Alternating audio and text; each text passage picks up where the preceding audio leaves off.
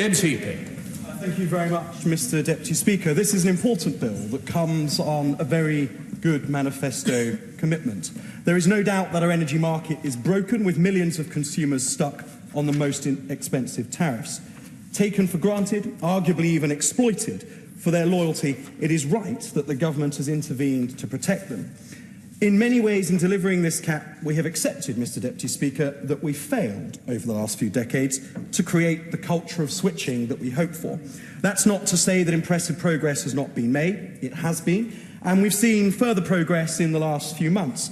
But even if that recent improvement in the progress were to continue, we'd still have far too many people disproportionately concentrated amongst the most vulnerable and the lowest income consumers left on the most expensive tariffs.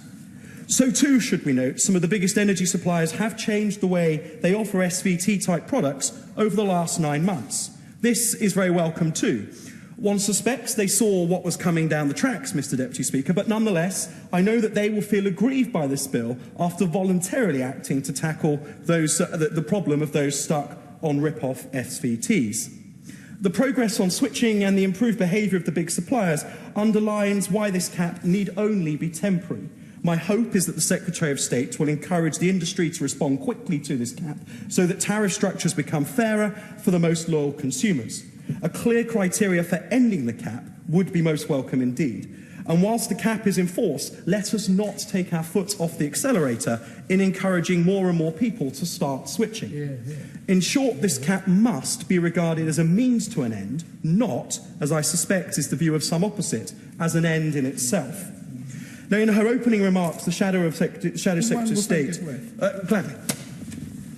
I thank my honourable friend for giving way. Just on that particular point, doesn't this bill show the general approach of the government in terms of intervention in markets, which we've heard a lot about this afternoon, which is not markets as a means in themselves, but actually as a means to an end, which are the end being good, cheap, reliable energy for the British people?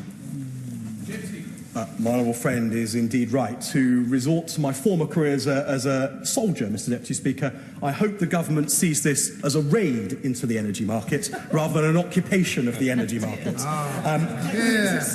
In her opening remarks, Mr. Deputy Speaker, the Shadow Secretary of State made the important point about the amazing energy future that is emerging in the margins of our current broken market. Although I disagreed with her analysis that the government is not embracing that, the Clean Growth Strategy, Mr. Deputy Speaker, was a passionate embrace of those opportunities. Insurgent companies like Octopus are relishing bringing the new time-of-use tariffs to the market, giving consumers the benefits of fluctuating wholesale energy prices.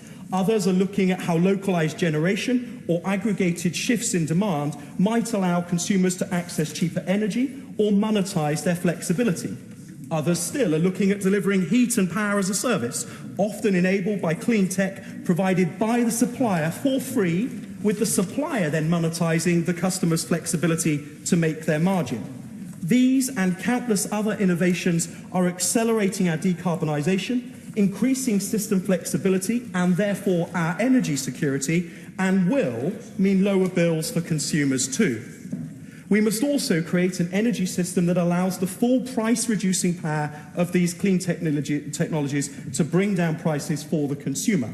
This requires significant regulatory change to properly unlock storage, to unlock demand-side response, to unlock the advantages of generating and consuming energy locally.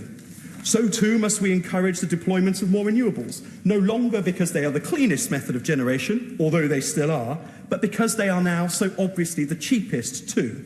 Would my honourable friend give way? Gladly. I thank my honourable friend. He has a great knowledge on this subject, and I wonder if he might comment also on the fact that in future we need not just to concentrate on energy efficiency, but on cutting down energy wasted, particularly in our domestic systems. And there's a lot of great new technology which could be harnessed. I agree very much with my honourable friend, and let us be clear that those energy efficiency measures are no longer simply barrier technologies in windows, walls and roofs, but digital technologies that make sure that we are using less energy, or that when we no longer need the energy, it stops immediately rather than things being left on unnecessarily. Now, Mr. Deputy Speaker, the problem is that Ofgem have a key role in delivering the bill, but that work must be no more of a priority to them than ensuring the much-needed regulatory change that is delivered, that will be delivered through the unlocking of wholesale disruption of our energy system and market. Let's be clear. The real prize is not the correction of the old, analogue, broken market and system of today, but the arrival of a digitised, decentralised, dynamic and disrupted energy system with a market that allows consumers to fully benefit from the price reduction that these technologies then deliver. A cap saving consumers £100 or £200 is very welcome indeed. I support the bill wholeheartedly, but not at the expense of the much greater saving that awaits consumers with the green, clean energy system of tomorrow. Yeah.